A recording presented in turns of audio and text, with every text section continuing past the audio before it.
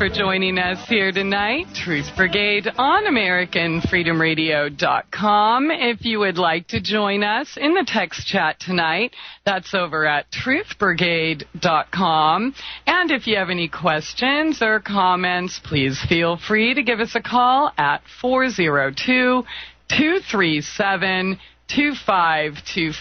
That's 402-AFR-2525.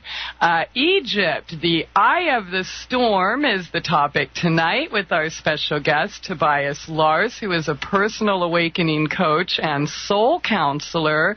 CourseOfAwakening.com is the website. And so good to have you back this lovely frozen Thursday, Tobias. How you doing tonight?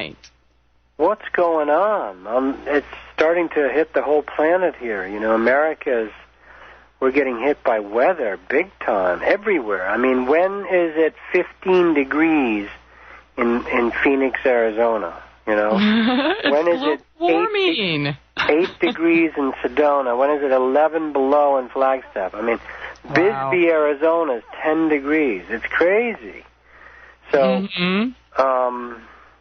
yeah, there's something going on. I just saw an email from a woman in Australia where, you know, I'm complaining about cold. And there's floods and cyclones and farms being washed away.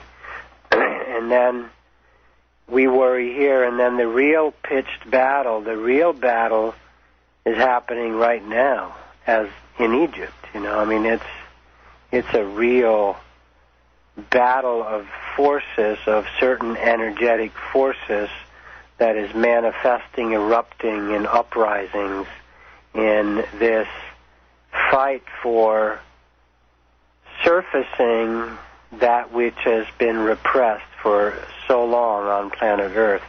And I wanted to say about tonight, some of what I say tonight might be pretty controversial or seem very far out to people. No. And we're just going to open up and see what comes through. I've been feeling it all day in the last few days, watching the Egyptian eruption. And many people are blissfully unaware.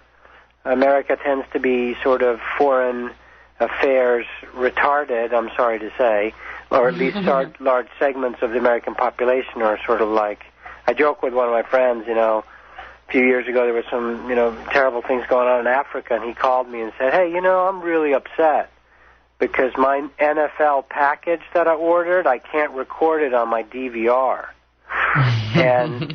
and laughed about, you know, yeah, there's 500,000 people dying in Africa, and I'm pissed because I can't record my football game on my digital DVD recorder. So anyway, I'm trying to make some light of it there. But yeah, it's a heavy topic tonight. Why Egypt? What's going on?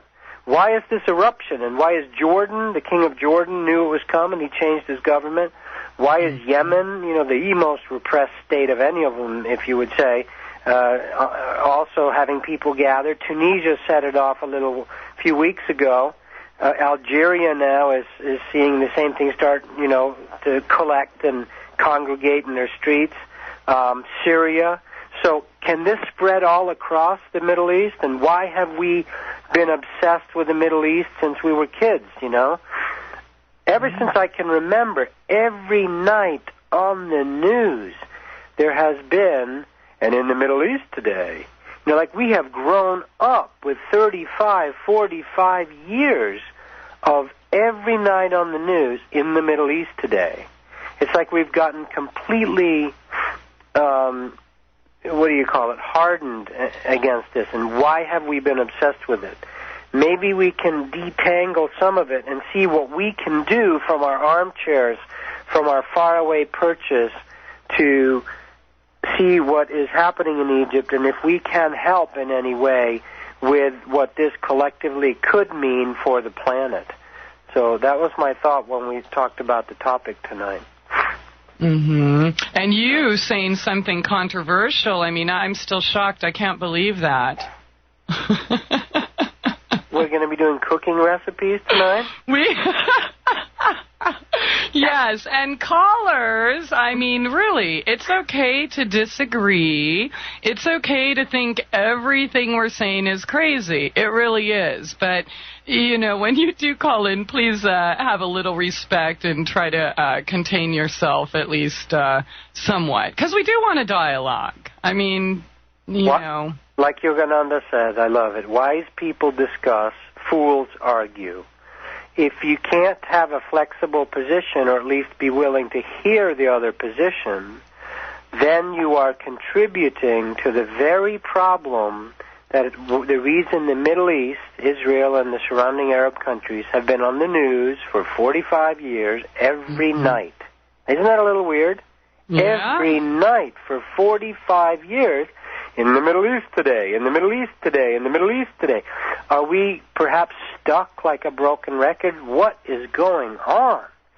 So if you cannot, in Eckhart's words, Eckhart Tolle, beautiful, gentle teacher of pure awareness, Zen, living in the moment, where he says, if you cannot accommodate, he's quoting an article in his book, I think he talks about it, or on one of his CDs, if we cannot accommodate a different paradigm, a competing narrative meaning story, if we cannot allow for a different story, that someone can have a different story, a different Weltanschauung, the German word for outlook on the world, if we cannot allow others to have a different opinion, a different way of seeing the world, there's no hope. You know, that is just pure domination and wanting to control and beat people into thinking the way you do. If you are of that mentality, then you are part of the problem. Because all that wanting it simply, I am right and you guys are wrong, is exactly what has caused the standoff in the Middle East. Because the Israelis and the Arabs cannot allow for the competing narrative. In other words, this is your way of saying what is right and how to approach God, and this is your way, the other way, and someone else's way of saying, no, this is what's true. If we can't allow that competing narrative, a different story, another way, that's part of the problem. So if you listen to this and go, well, that's not the way it is, this is the truth only. If you cannot hear, if you cannot listen without prejudice, in other words, prejudice means to prejudge. I prejudge. That's saying most people's minds are like concrete, all mixed up and permanently set. Now, if that describes us or others, there's no chance, because concrete only breaks down by being broken apart. So if our minds are like concrete, fixed, set, all mixed up and permanently set, there's no hope. The only way that concrete in your mind will be broken up is by disease, accident, 2x4s to the head. That's usually in the form of cancer, divorce, your child committing suicide, your kids on drugs, etc., etc., etc. If you learn to be flexible and allow a competing narrative, this is the very problem. I'll tell a story. When I was 22 years old, 21 or 22, and I went to Israel on my way to India, and I stayed in Israel for a week or so. And I remember standing, and I've said this before on some of the shows, but I think it deserves perhaps repeating, standing right there in Jerusalem, and we've seen pictures of Jerusalem our whole life. You know, when you see a picture of Jerusalem, you see the Temple Mount, the top of this sort of mountain in the middle of the city that has the Armenian quarter, the Christian quarter, the Jewish quarter, and I forget the other one. And you see a dome of the rock building that has gold and blue, and we think, oh, that's Jerusalem. Well, what is that building? Google it right now if someone can put that picture up. Just type in Google images for Jerusalem, and you'll see this building that has a blue cupola and or a golden cupola, and it's a blue building. What is that building? You've seen it 1,000 times. Do we, any of us, know what it is? No. Most of us have no clue, and we've seen it 1,000 times. This is how repetitive programming makes sure to hide the truth in plain sight. What that building is, I found it. I don't know how to post it, but maybe somebody could. What that building is the second holiest place for Muslims. I think I have that right. I think it's the second one. Mecca, the black box down there, the big Kaaba, I think they call it, the Kaaba, is the black box sitting in Mecca where thousands of people go and do circles around it, every year for the Ramadan thing. What is this place right there in Jerusalem? If you ask people on the street, 98% of the people in America will have no clue what this building is. Mm-hmm. And you've heard about the Middle East for every night for 45 years. Yeah, well, what is this building? What they want us to know. I mean, that's why these lies are constantly repeated on the news over and over and over and over. And we suck it up and put ourselves and everyone else in these perfect little boxes, or maybe not so perfect, and then we have a reason to kill them, right? Right, exactly. It's easy to kill the perps, the perpetrators. Do you ever notice that languaging for police and army is never... it's never like so-and-so. We never use names and personalize it. No, it's always perpetrator, the subject, the object, the thing. And when people become things, or animals for that matter, they're easy to kill. Mm-hmm. Yes. So you make them the thing. We got a thing from the fire department to hang on our door. It says, please hang this on your door when occupants are outside. Meaning, that so they don't have to break down the door. Because that's the thing about being professional. Instead of saying, when your family has safely evacuated, that's warm and fuzzy and loving. No. When occupants have been removed from premises, please hang this on the door. It's this programming to make it robotic and turn us into things. I call it the professional disease.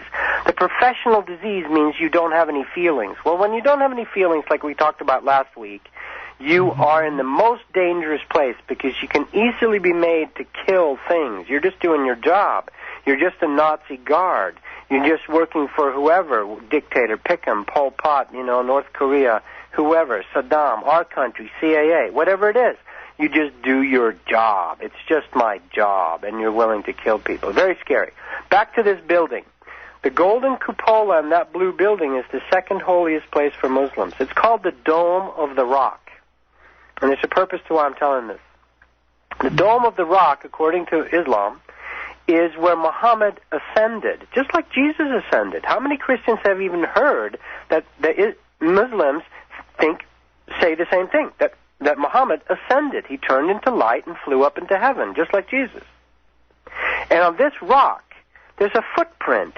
And when he turned into light, his body left a footprint in the rock. Inside that building, you can go look at the footprint in the rock. Now, I'm not going to get into debate whether it's real or not tonight. I'm saying that's the second holiest place for Muslims, right? Understand? Mm-hmm. Most people don't know that. I'm a 21-year-old. I'm standing 200 feet from that building. I'm standing right next to the Wailing Wall, literally just yards from that building is the holiest place for Jews, which is the Wailing Wall, where I think only Orthodox Jews are allowed to go in. Not even regular Jews, never mind Goyim like me, are like allowed in Mormon there. Temple. It's from Solomon's Temple. Oh, I'm just saying it's like the Mormon Temple. Oh, only okay. A few chosen can walk in, not regular Mormons or, people like you. I just have a question. If I wear my Elvis underwear, can I go in the Mormon Temple? It depends on who you let inspect you. I'm sorry. We got to make fun of these silly religious rules. I know they're sacred to people, but these sacred cows have got to go if we're going to have a hope at this. Otherwise, we're going to end up killing each other over stupid ideas, over competing narratives, okay? So just yards from this second holiest place for the Muslims is the holiest place for Jewish people, which is the Wailing Wall, which is archaeologically dug out. It's lower because cities are built one on top of each other. You build a city, destroy it, build the next one, destroy it, build the next one. So Solomon's temple, there's only the wall that's left of it, and it's these huge blocks of stone, and the Orthodox Jews will stand there rocking back and forth doing their prayers and stick pieces of paper in the cracks between the rocks as their prayers. I'm standing there on the walkway. I'm looking down there on the Wailing Wall to my left. I'm not allowed in there. I'm looking at the church of the Mosque of the Holy Rock, the Dome of the Rock Mosque, right there in front of me. A little bit past it is the Garden of Gethsemane. To the left is Golgotha, where Protestants are sure that that's where Jesus was crucified, and his tomb is right below it. The Catholics think the tomb is actually inside the city. So there's all this arguing religiousness going on right there within. You can see it. It's all right there. Jews, Muslims, Christians, and then Protestants versus Catholics, etc., etc. And I'm standing there. I'm 22 years old, and I'm saying, God, what is going on? Two people walk up to me with machine guns. They're Israeli army soldiers. And one's a girl and one's a boy. They're just young kids like me. Mm-hmm. And I'm going, holy cow. Right here at the holiest places as far as Western civilization or, Mideast and West go, we have submachine guns. We have soldiers with submachine guns. This was 25 years ago. And I go, what's going on? And I get a download. I get an inspiration. I hear from Spirit. And Spirit reminds me and says, these are all children of the same father, Abraham. Abraham had two sons, Isaac and Ishmael. Double check for me, please, folks. It's been a while since I looked this one up. But one of them became the Arabs, Ishmael, and Isaac's descendants became the Jews. Out of Judaism, Jesus was a Jew, rabbi, came Christianity. The whole damn thing is a Hatfield and McCoy's family squabble. Yeah. Abraham had two sons. I was looking at pictures of Hosni Mubarak today. By the way, Joy pointed out, it's interesting that Mubarak is the same name as Barack. It's just M-U, Barack. Our president has a similar name to Mubarak. Interesting. Mm-hmm. Yeah. But I was looking at Mubarak's face today and going, he looks very Semitic. There's Jewish people that look almost the same. Mm-hmm. They are from the same root, from Abraham. I'm sorry, Tobias, hold that right there. It is that time, and you're making a lot of sense here, a lot to ponder on this short break. Stay tuned. We will be right back. Tobias Lars on Truth Brigade Radio. Thanks so much for joining us here tonight. Truth Brigade on AmericanFreedomRadio.com with Tobias Lars tonight, author of Listening to the Sun and Awakening Souls, which you can find at soulcounseling.com. Talking about the eruption in Egypt. So if you have any questions or comments, please feel free to give us a call at 402-237-2525.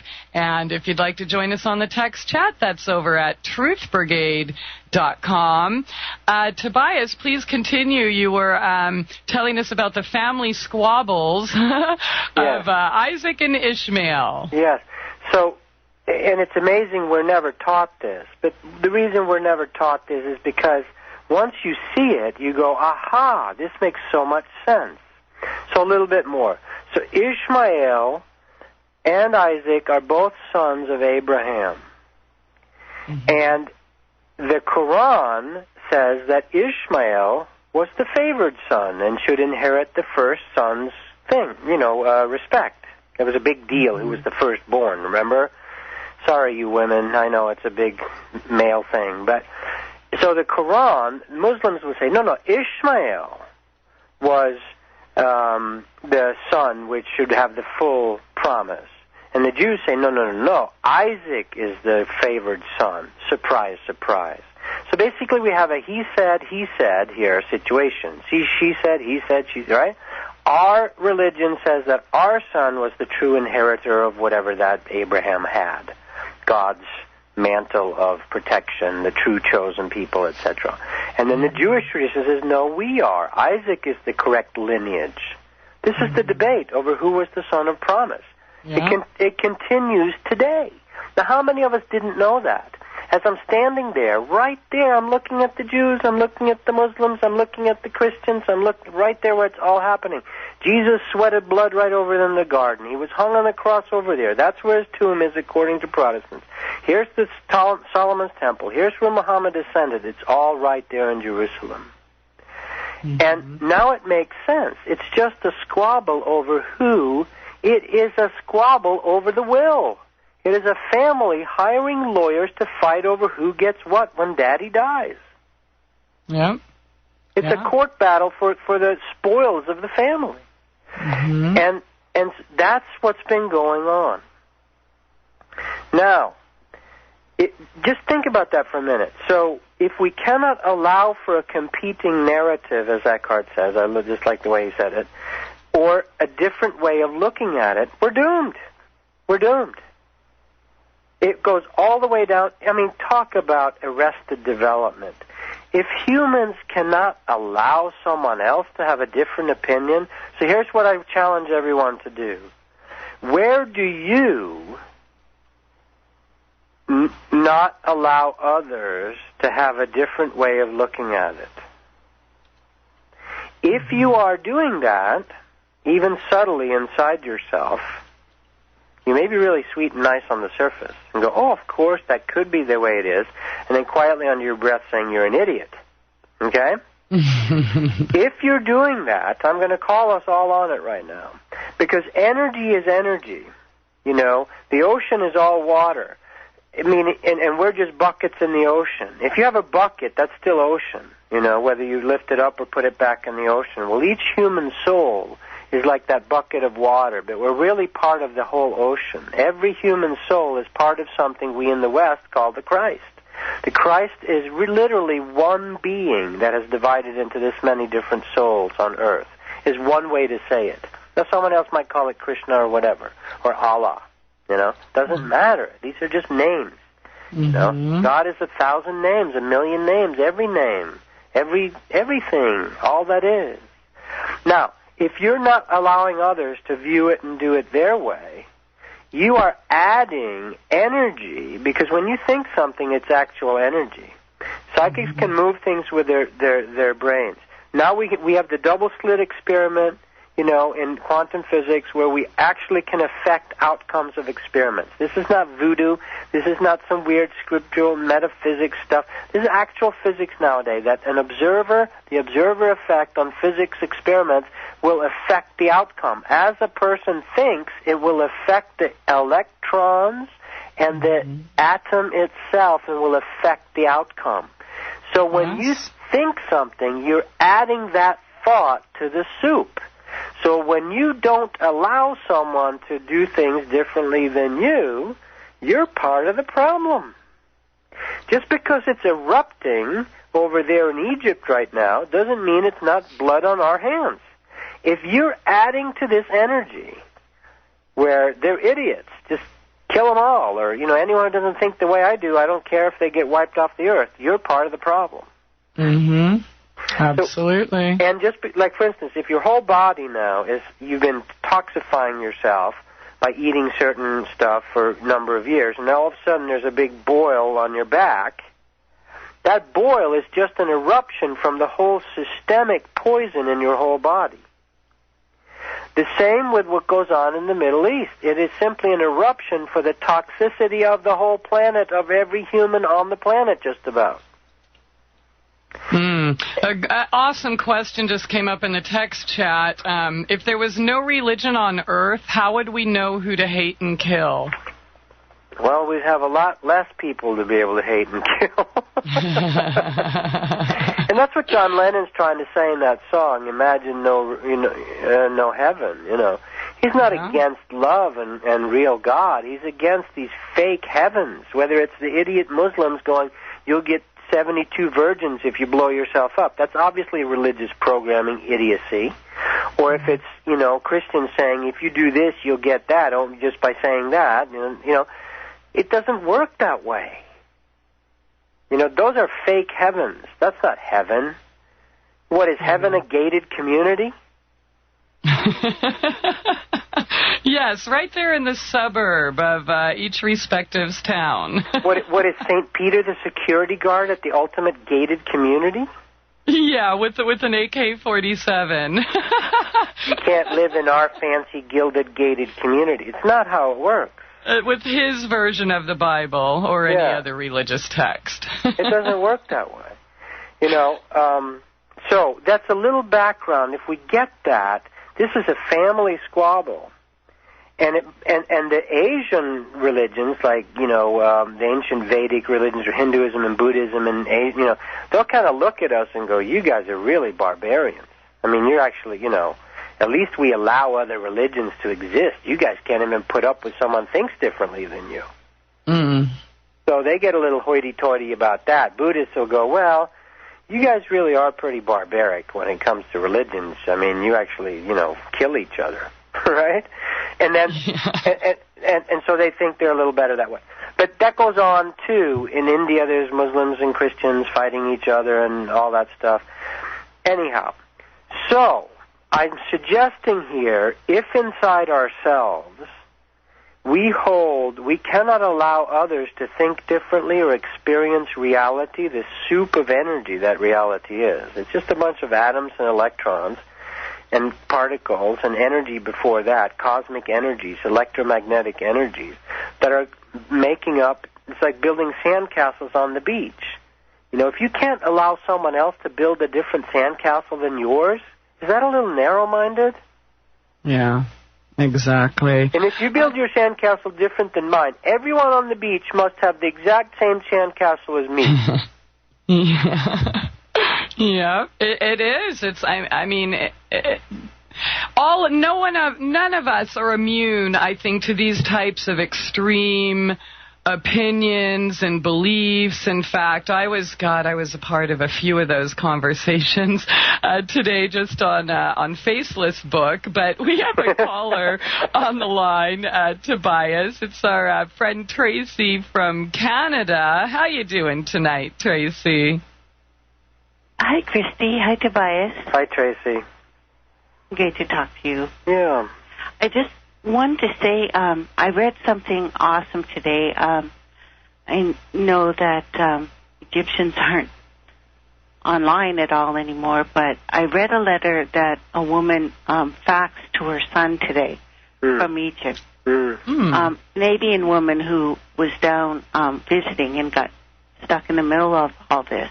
Mm-hmm. And what she said was her family is Muslim, and what a whole bunch of people, and she said there was probably 2,000 Muslims stood outside a Christian temple so they could pray, and the Christians did the exact same thing for them. That's nice. And there are people going door to door. They probably work for the government. That happened here in G20. But the people aren't attacking each other there because of religion. From what she said, a lot of people are going out of their way to protect each other. And I just thought that was awesome. That's nice. I wanted to share it. Very nice, Tracy. That feels good. And you're right. It's not the people. It's the people that they don't know that they're fighting for. Yeah. So there's the majority, it's usually the 80-20 rule. 80% of the people we're all good people. And then there's 20% that are willing to go with whatever, the dominant thing tells them. Riled up or paid for it. Yeah. I've heard that they're letting people out of jail and giving them money if they'll fight. Right. And say that for their, Well, the sounds like our prisons. Yeah. It sounds like all over. I think most governments are probably, peeing themselves a little bit, just a little bit right now. Well, that's a nice feeling if we could all feel that there was actually Muslims that came to a Christian church and prayed outside. I think that's how most people are. Yeah. I do. I don't believe that most people hate each other just for the fact of hating each other. I think we all that want. people probably lived in peace for a very long time. Yeah. And that reminds me, I was going to say this earlier. On that same trip to Israel, I remember traveling on the bus going up to Nazareth, the lake of Gennesaret, Galilee. I wanted to go up there, and there was a young Israeli kid next to me, and we hung out, and I just spoke with him openly about the whole thing, Palestinians, and I can completely feel his good heart.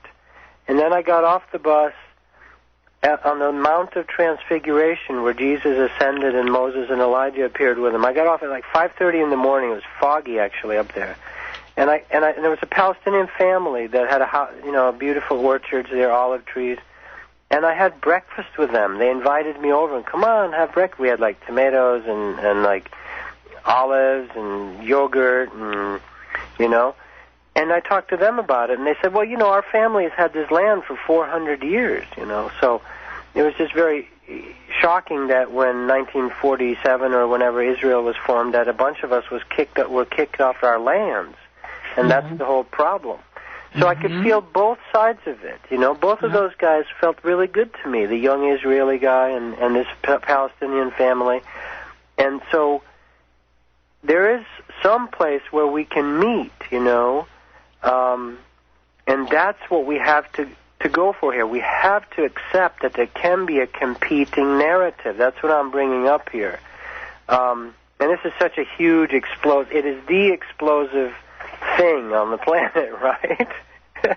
Yeah. Literally explosive. I mean, it's just bombs and explosions and so forth. It's no accident.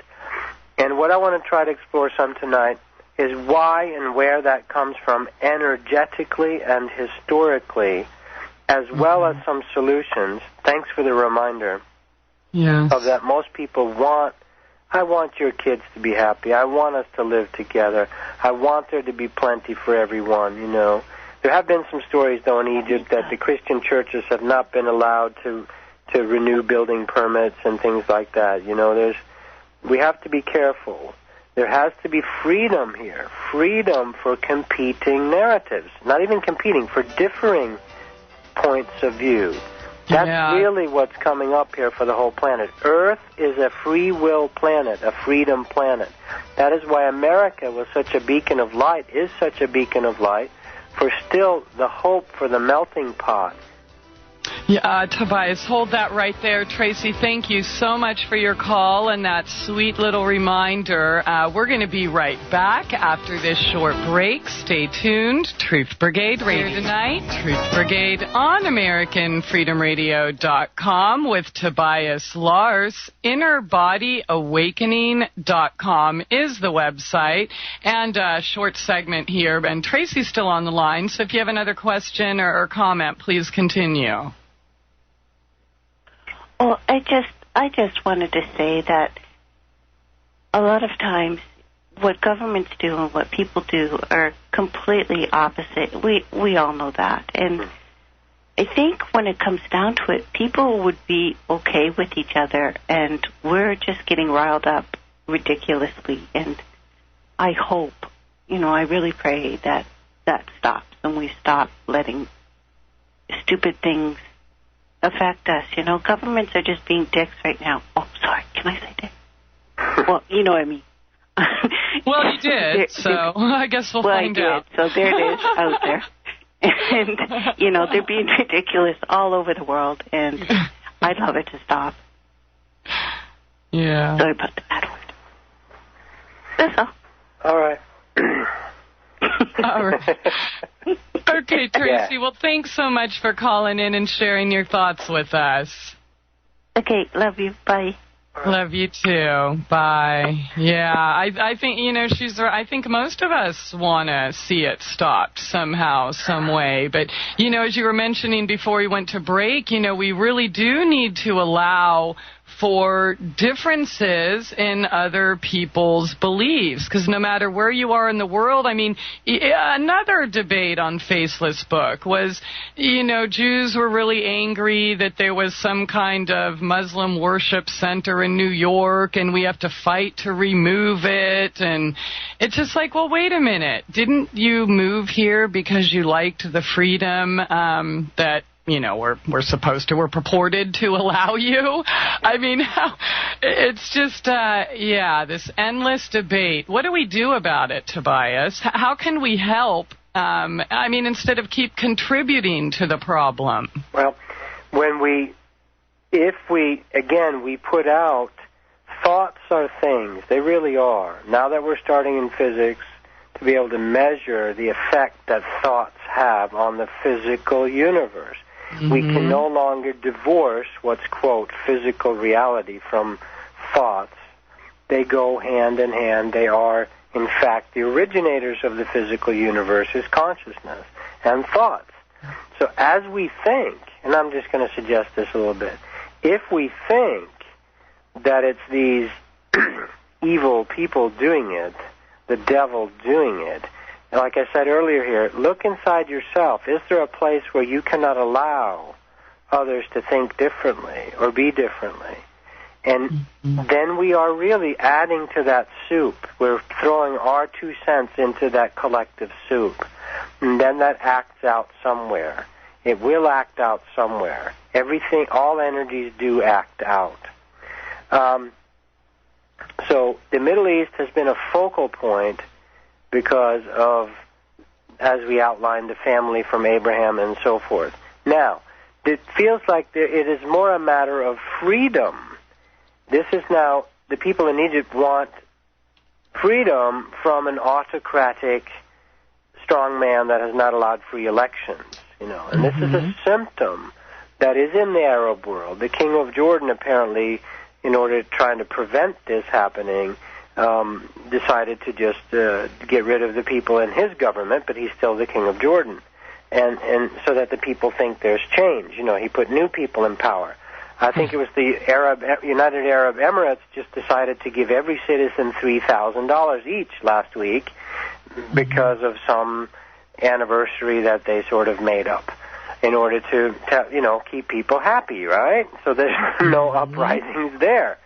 And so the larger picture here is there's a freedom of expression. There's a freedom from having others control you that is washing through the energies of the Arab countries at this point. They've felt they've been suppressed and bottled up. So is everyone on the planet. But it is sweeping there at the moment. And now I'm going to introduce some other energetic things here. And this may be kind of far out for people. But Egypt has been the leader of the Arab world, in a sense. They were the first to become progressive and sort of move towards coming out of, Bedouin states, which was tribal people traveling, nomads. They were the first. They've been the leader in the Arab world, in a sense. So it's no surprise that this is sort of happening, although started by Tunisia. Tunisia set it off, but here it is where it's really hitting the collective consciousness now in Egypt. What's going on? What is this? Is it a freedom that certain energies, the red energies, I'm going to call it now, we are a rainbow. Can be physics. If you take a prism and shine white light through it, it divides into the color spectrum: red, orange, yellow, green, blue, indigo, violet. Right? Mm-hmm. This is also what Hindus say, what yogic teachings do, say is the exact color of our chakras, of our spinning energy wheels from the bottom of our spine to the top of our head. The first spine at the bottom, the first chakra is red, the second chakra is orange. The first chakra is survival. The first chakra is survival root energy, the root chakra.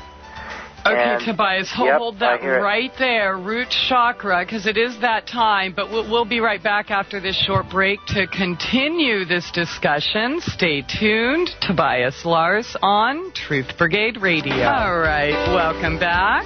Top of the second hour here tonight with Tobias Lars on Truth Brigade Radio. And I see we have a couple callers on the line, but I'm just going to ask you to hold over until the next segment because we just have a few short minutes here. And Tobias, you were in the middle of a train of thought, so I'd love for you to please continue.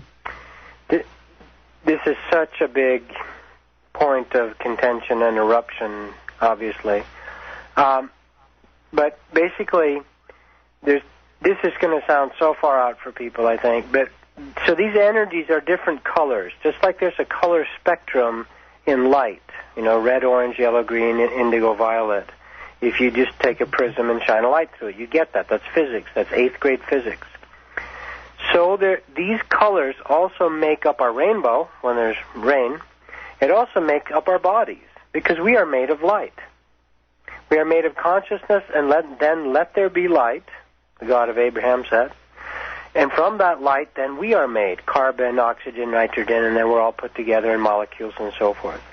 Now, there are different levels of concentration of red, orange, yellow, green, indigo, violet colors, and this is going to sound, it's such tentative ground walking on this because people think it becomes racist. It's not racist. Every color is necessary for the rainbow. Every color is necessary for the rainbow. But different people on the planet, the soul pieces of the larger collective consciousness, are made from different colors, predominant colors. This is why people like one color better than another. These colors have different functions, if you will. For example, I'll pick one. People that tend to be focused on the blue energy tend to be military, police, the voice of authority. The blue energy is in your throat chakra. They are the voice of authority. They have bullhorns telling you what to do. They tend to like just hanging out with each other, blue and white color. They think white is God and blue is the voice of authority. That's why we call it the thin blue line. Why do all police forces basically wear blue uniforms? Why do we call it the thin blue line? Why are some men that are presidents that are of this color scared? They are so terrified of other colors they won't even wear a pink tie. They basically have gray and blue suits and blue ties with white shirts. That's all they can ever wear. So we have different predominant colors in each soul, in different types of souls. We're all different. See, we're not cookie cutter, you know. There's 5 major races on the planet: black, brown, yellow, red, and white. There's 5 different races, and from the Akashic records, when you read this, they all appeared about the same time. There was Adams and Eves for each race, and ultimately we're all meant to come back together as in the melting pot. I know this is going to sound like far out for people, but this is what's going on here now. Now, the red energy spirits are very fiery, okay? They are the survival chakra. What's up on the planet right now for people? Survival. Australia's getting hammered by cyclones. I just got an email of farms being washed away and this and that and the other. What's happening in America? Financial meltdowns in Europe, America. What's up for people? Survival. We're not partying right now. This is not party like it's 1999. This is not the 70s with free sex. This is not the 80s with people partying on Wall Street and doing cocaine. People aren't partying right now. We're scared of our survival. So the survival energy, the red chakra, is up right now. The red chakra...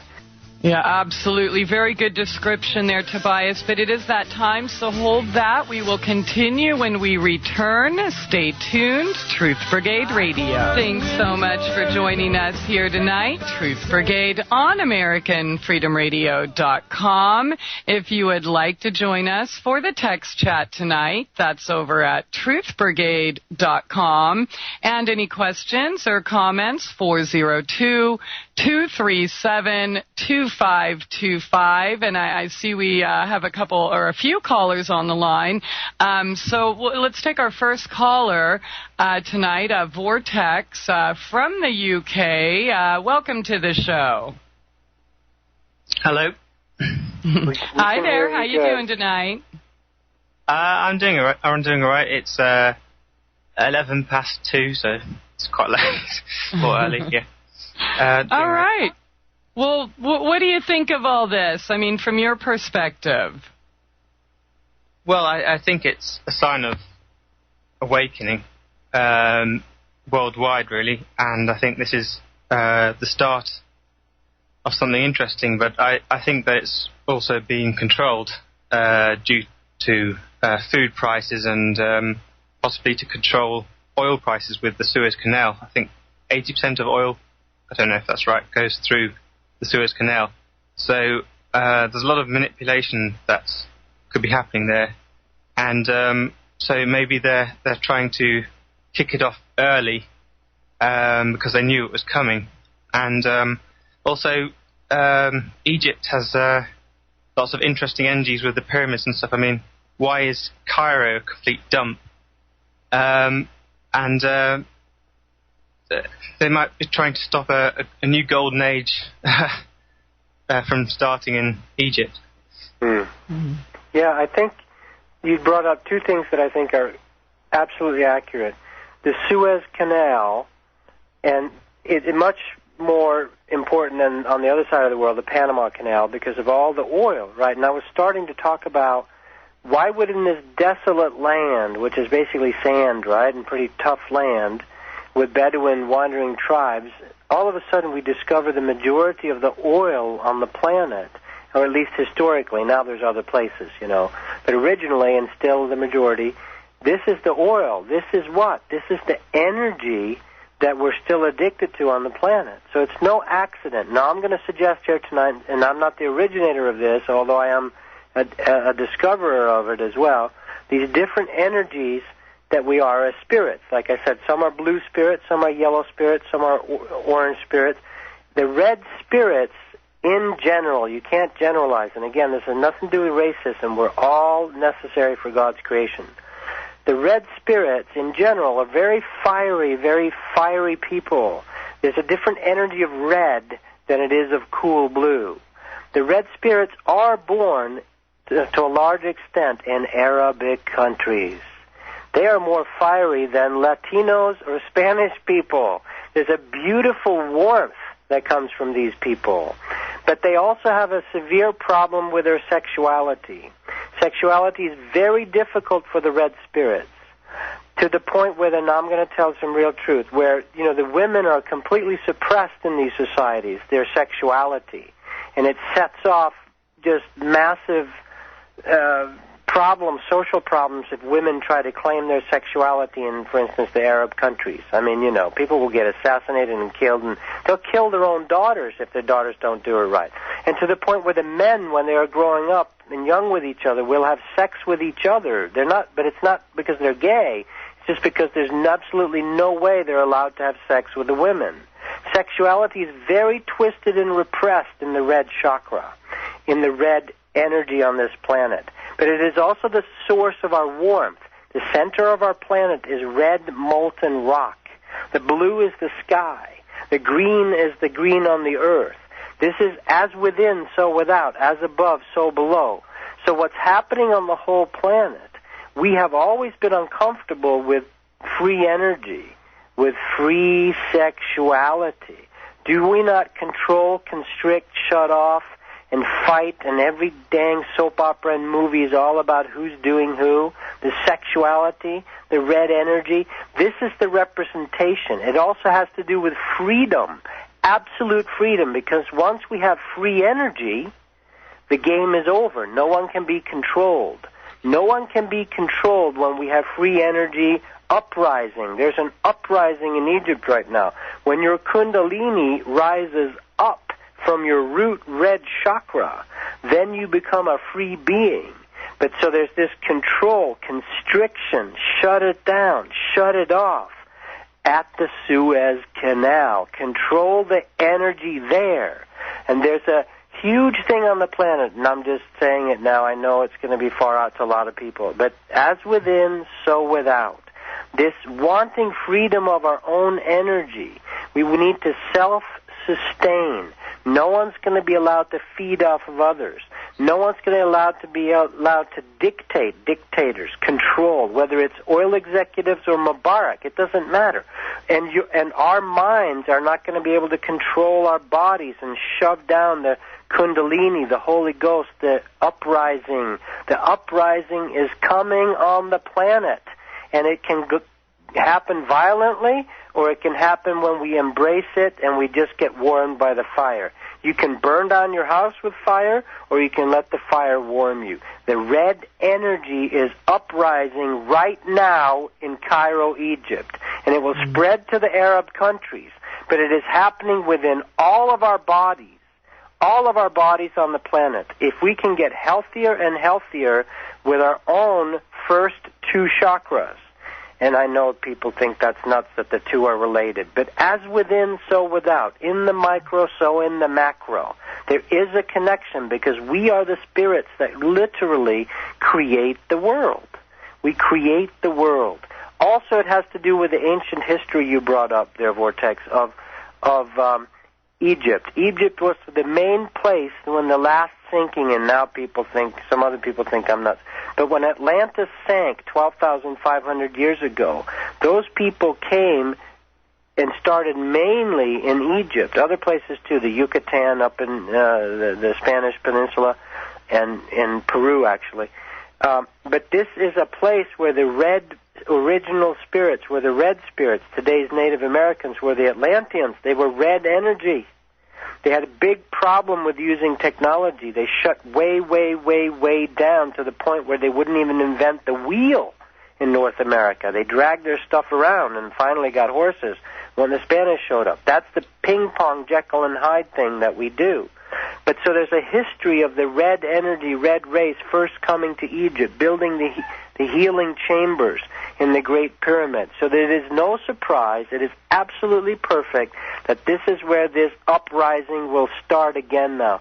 The thing is, the more we can feel it, as you watch the news, let it yourself feel it in your body. You may cry for no reason. You may get very angry. You may get very scared. The more you can say yes to this uprising of your own energy in your own body, the more you will be contributing to the healing solution. If you suppress it and want to do the old police way of just stamp it out, just kill them all off, just bomb the place, you're part of the problem and you're going to go down with the ship this time. This time it's for real. This time it's for real, and this is the beginning of it right now. This is the beginning of it right now. We've all heard about it, talked about it, 2012, blah, blah, blah, till we're all sick of it. But when you start feeling it on a real energy level, the game is completely different. This is not university ivory tower stuff. We're going to have to get real with the energies of our feelings, our sexuality in our bodies. Egypt is the collective eruption point for it now. So the more we can heal ourselves, as you sit there and watch it, let your natural feelings flow through you. If you're scared, be scared. If you get very angry, get angry.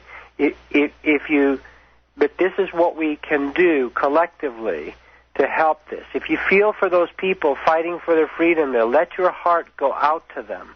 Literally send that energy to them and say, we're with you. We want this also. If you have rage at the Mubarak instigators, blah, blah, blah. If you have rage at who you think is orchestrating it all from behind and the Rothschilds and Kissinger and all that conspiracy stuff, have rage at them, but get outraged. Get that rage out of you. Don't sit there and fester and feed on it. Then you're part of the problem. If you don't... Very good point. Yeah.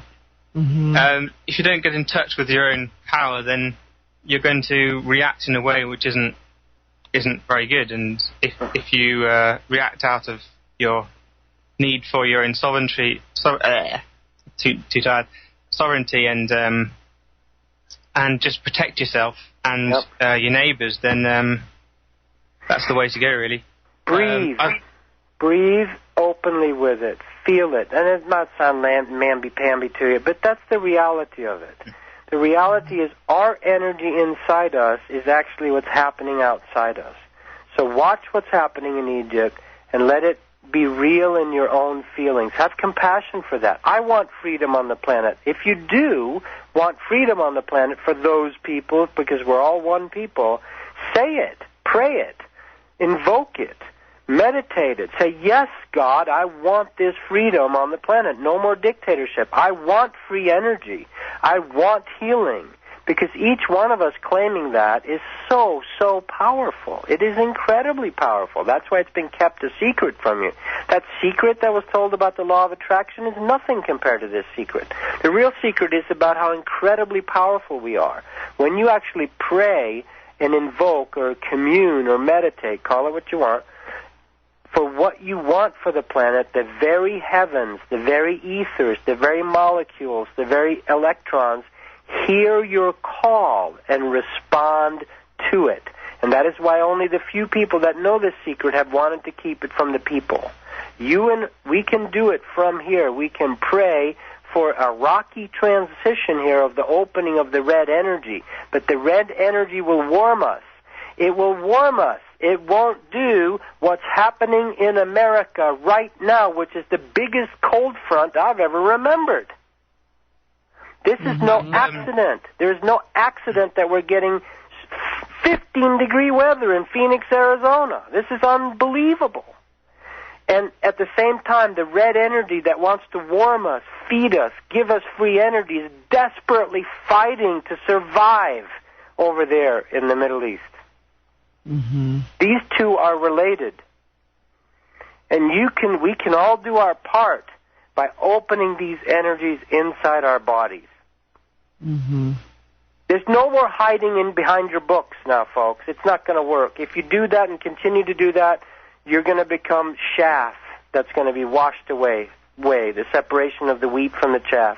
If you don't have real fruit, if you don't have real feelings, if you don't open yourself, this is really the survival of your souls. Not for eternity, but you will go to a different place in the solar system. If you do not want to open to what Mother Earth wants now, you're going to be relocated, I'm telling the truth. Mm-hmm. I've been working on my red chakra today, actually, and I've never done work on my chakras before, but I just sort of felt a need to do that today, which I think is quite interesting, and I think it's helped me feel more grounded and stuff. So. And it's our security. It's how we will feed ourselves. When you don't know where your next meal is coming from, if we need to go through that level of wake-up call on the planet, if you don't have your red chakra open, you will not be able to survive. Animals do. Why do animals have tails? The tail is nothing but an antenna for that root chakra. We make fun of it. We call it lower. We call it animalistic. But it is not. It is an important, crucial part of survival. You cannot survive by eating your computers. You cannot survive by eating your money. You can't do it. So when the natural order comes back, you need to learn to be fed at every level. So I hope some people hear what I'm saying in their spirit, and that they choose the most powerful thing you can do to change the world is to change yourself. Because every single spirit that wakes up has a huge effect on the collective. Imagine if we had 1,000 Christs walking around right now on the earth. Mm-hmm. Very good. Well, Vortex, anything else? I had another point, but I've forgotten it. But that's great. Okay. Thanks for your call. All right. Thanks so much for sharing your thoughts with us tonight. All right. Good night. Okay. Good night. All right. Wow. Very well said, Tobias. We have a couple more callers on the line, though. Next one is unavailable. Let's see what's going on here. All right. Unavailable, if that is you. Welcome to the show. You're on the line if you can hear us. Oh, hello, caller. Let's try it again. I'm having problems here. Here we go. I hear a voice. Yeah. Hi. Really? Jesus Christ. You don't know how to use the phone? What's wrong with you? I'm learning. Thank you. We do need Jesus Christ right there. Let's have Jesus right there in the square in Cairo. That would be very helpful. Yeah. Hey, Tobias, I'm surprised you haven't mentioned that you're going to be appearing at Chippendale's dancing in a 3-month engagement, doing a one-man show called My Girlfriend Needs a New Pair of Shoes. In fact, I suspect that Tobias' girlfriend sells his body to lonely old women for soul counseling, quote unquote. If you know what I mean, wink, wink, nudge, nudge. I mean, he doesn't cater. He doesn't cater to cougars. He messes with saber-toothed tigers. Have a foot fetish for God. Yes, right on. Oh, well, there you go. In fact, you were just actually, seriously, you were just talking about different colors of chakras. Yeah. In my own research, the chakra Khan is black. Chakra Khan. Very good.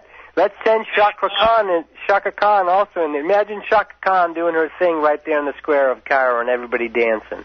Yeah, that'd be cool.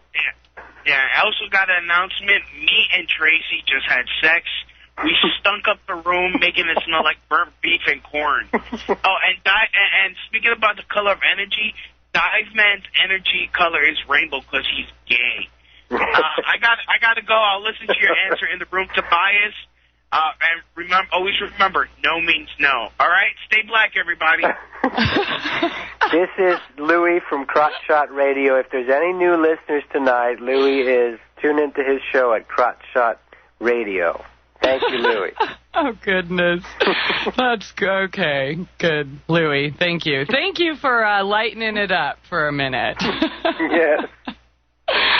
Oh, goodness. Okay. Well, it looks like we're going to break here in a minute, so we'll get to the next caller, I guess, after this break.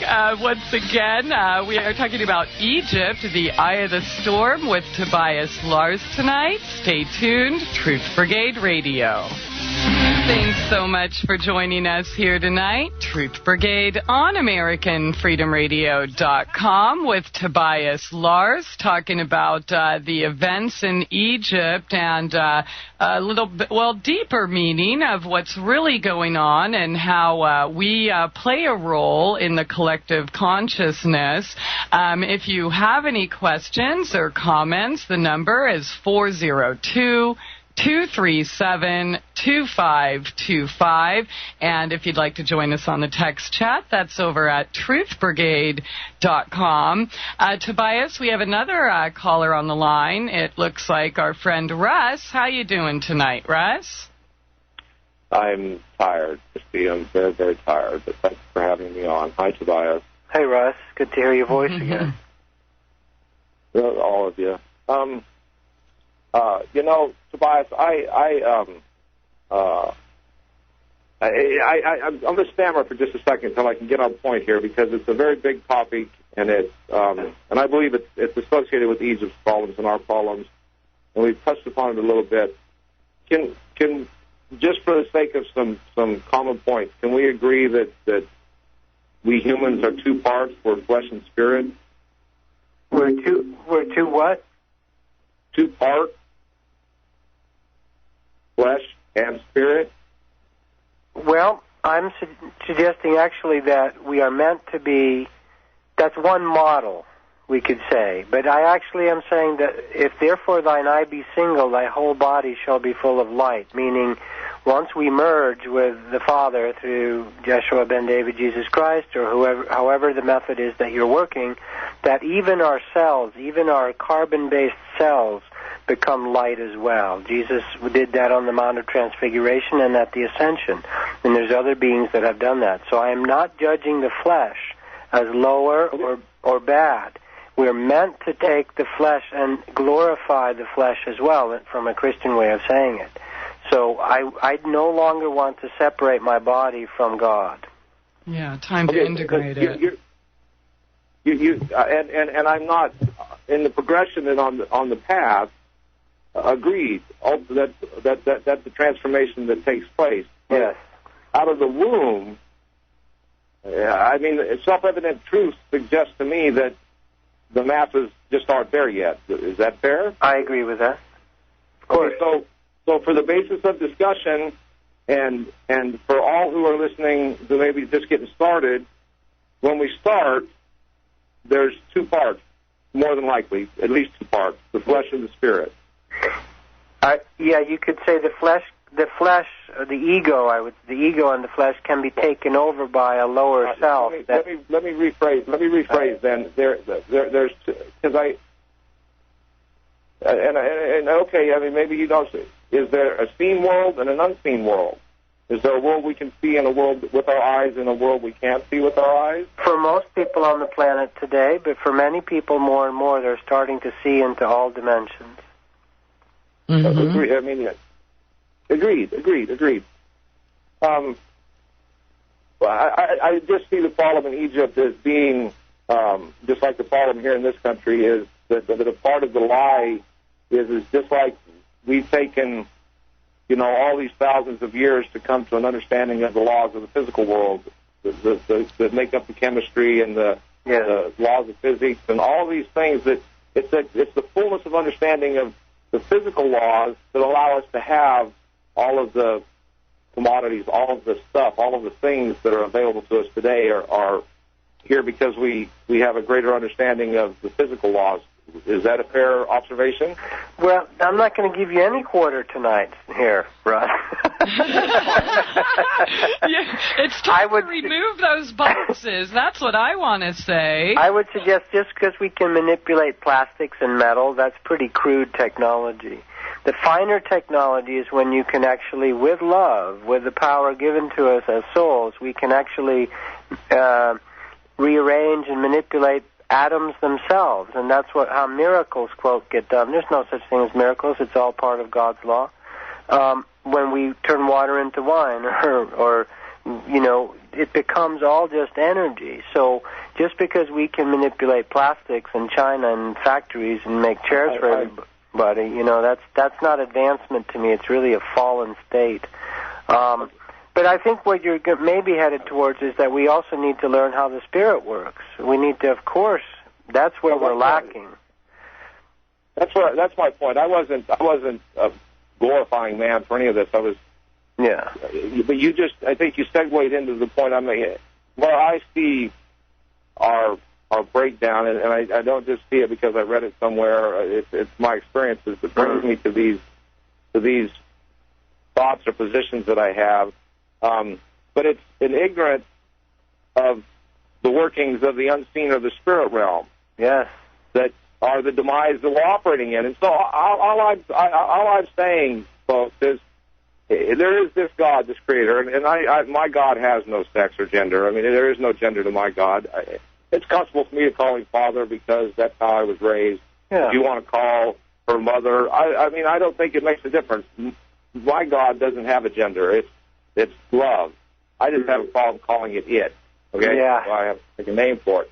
But and if Jesus was somebody to be thought highly of, Jesus only did what the Father wanted to do, and Jesus wanted to please the Father. So shouldn't we try to figure out what the Father wants, what God got us, however you want to divide it, what that source wants, and then try to become it, and then really, there are rules. But the neat thing about the book and that I follow, or that I didn't follow per se, because I would be judged harshly by the world if I claimed that, but is if you can't manage all the rules, and there's a bunch of them in the book, and those who brought us the book say there's 634, and I watched people prosper from following those rules, so I know from watching that they have some value. Some people think God is maybe we should talk about these rules, though. What are they? Well, I mean, because depending on what spiritual circle or political circle or whatever circle you're in, there's always a new set of rules, and everyone thinks that they have them. So what are they?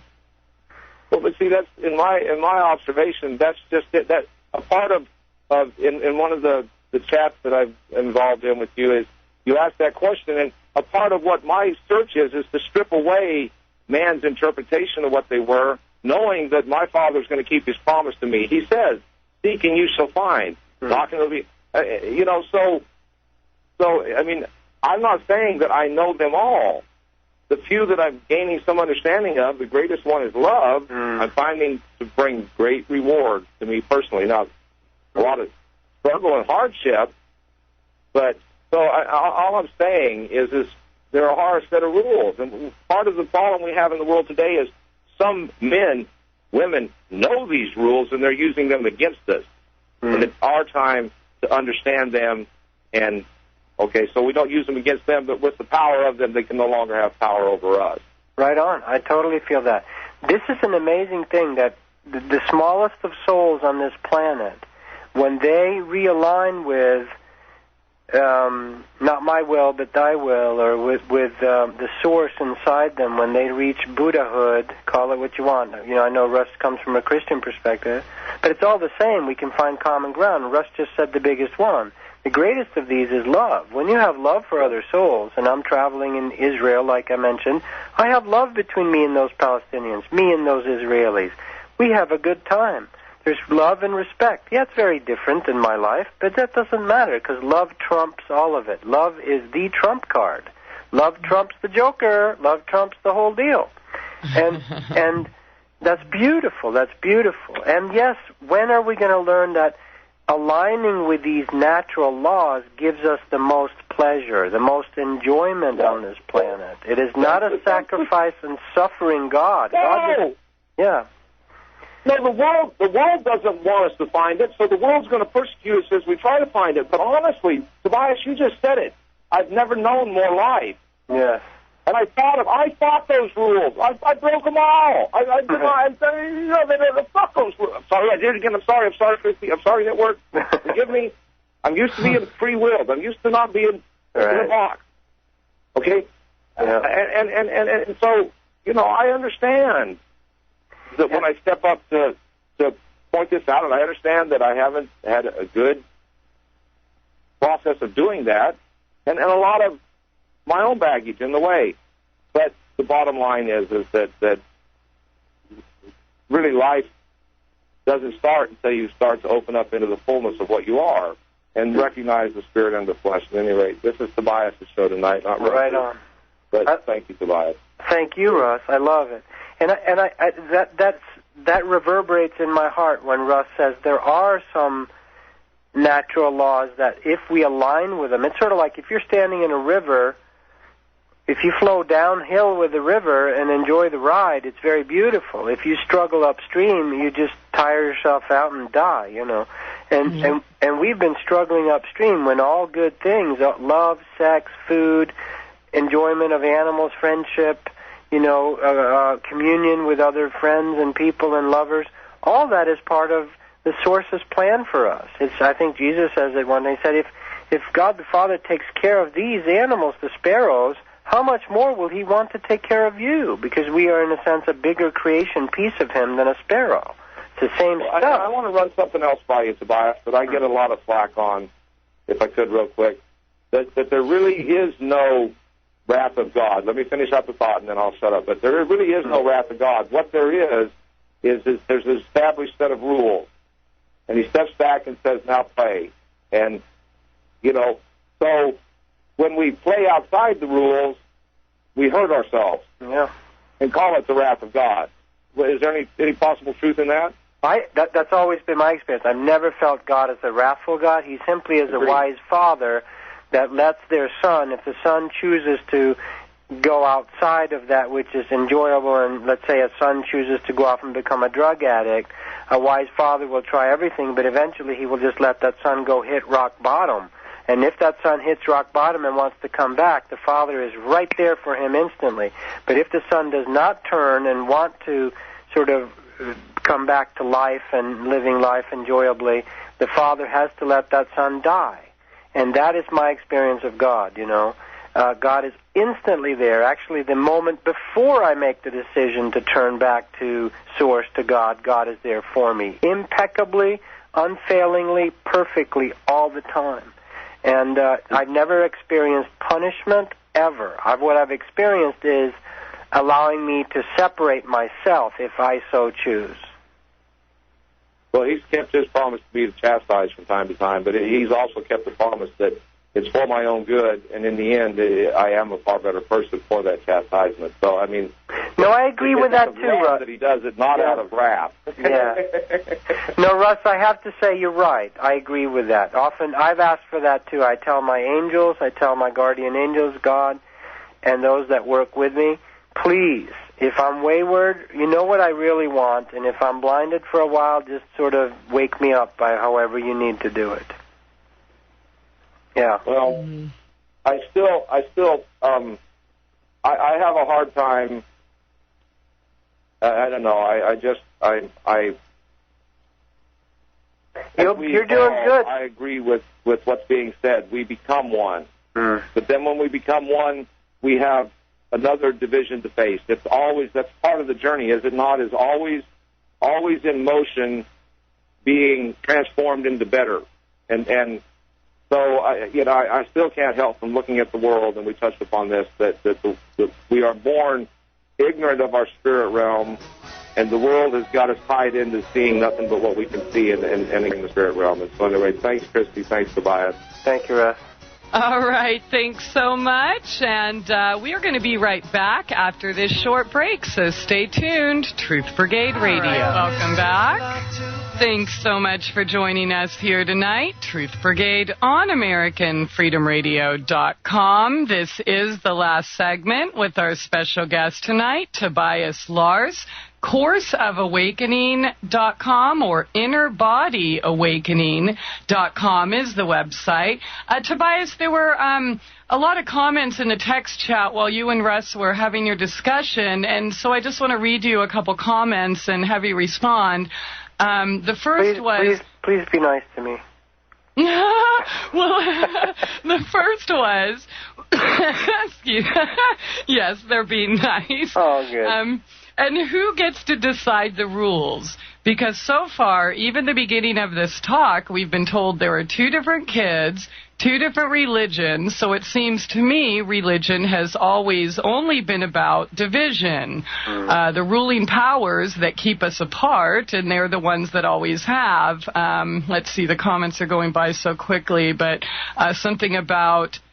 Oh, yeah, people aren't fighting because they're blue, green, or red. They're fighting because we've been deceived and misled. And something about the Bible and the division of the families, that even that story was written by those who wanted us to fight each other. So what can we do when faced with that level of aggression coming at us, you know? Again, in your own heart, the beam in your own eye, when you point the finger, three fingers point back at you. It's an energetic universe.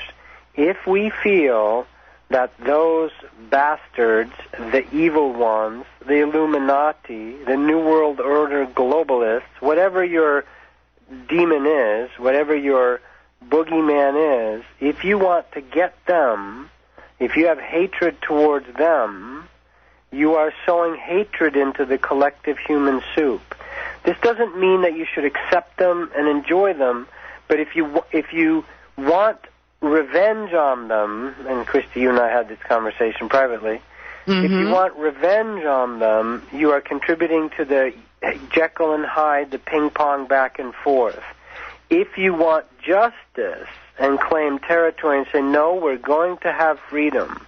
When America wanted freedom, they said, King George, get your troops the heck off of our continent. We didn't go back over to England and want to kill King George and take over his country.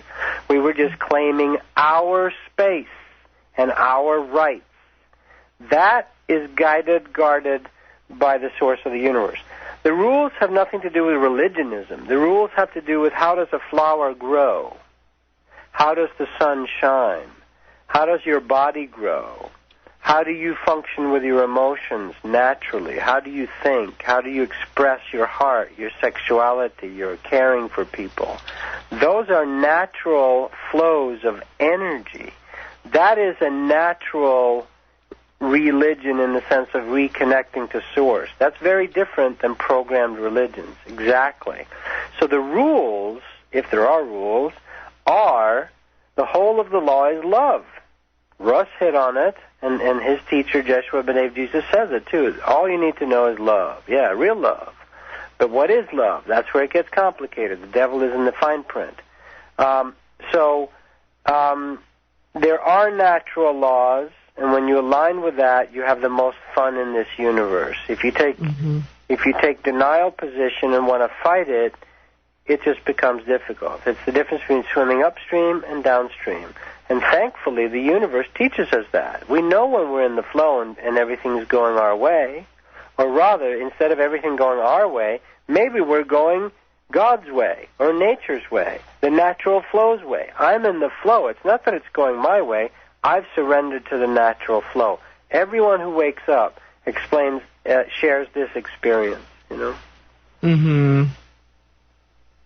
So I want to suggest, can we support the freedom? I'm crying when I'm seeing the army standing down in Egypt because so many, you know, and I know people have conspiracy theories up the wazoo about this, and I'm not doing those tonight. But when I see the freedom that people want in Egypt, my heart goes, yes.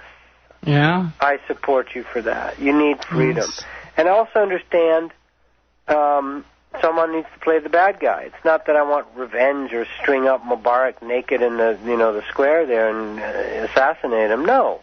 But claim our power, and let's see if we can't fall victim to some other regime so it doesn't turn into some fundamentalist Muslim thing or get worse. The danger is when these upheavals happen that it can get worse. The Germans sent off, when the people wanted freedom back in 15 in Russia, and the people said, we've had enough of the Tsar, the king, we want to be free, we want democracy too, like America and France and so forth. The Germans said, well, why don't we send him off, the little guy off there to sort of co-opt the whole thing. So they sent Lenin, put Lenin on a train, sent him off to Russia, and he took over that whole damn country with communism.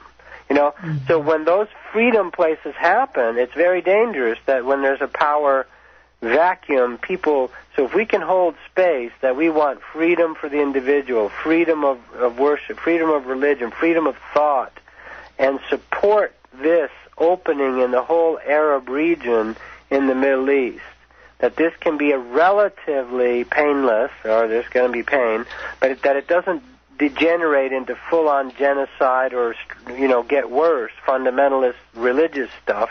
Ayatollahs in Iran is not a healthy situation, molesting little boys and controlling women and suppressing energy. We don't want that.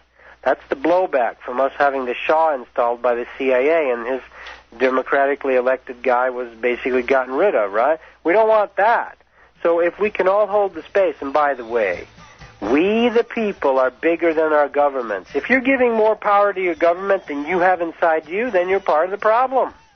We have the power. Very well said. We have the power by our energy, by our prayer, by our meditation, by our thoughts, because they affect the physical reality. If you're looking for bureaucrats to save your ass, you'll be waiting a long time. Very good, Tobias. Well said. I thank you so much for opening up this discussion tonight and sharing your time and wisdom with us. Thank you all for being here tonight, and thank you for the great calls as well. Always appreciate your input. Abundant blessings and love to all. Have a wonderful evening.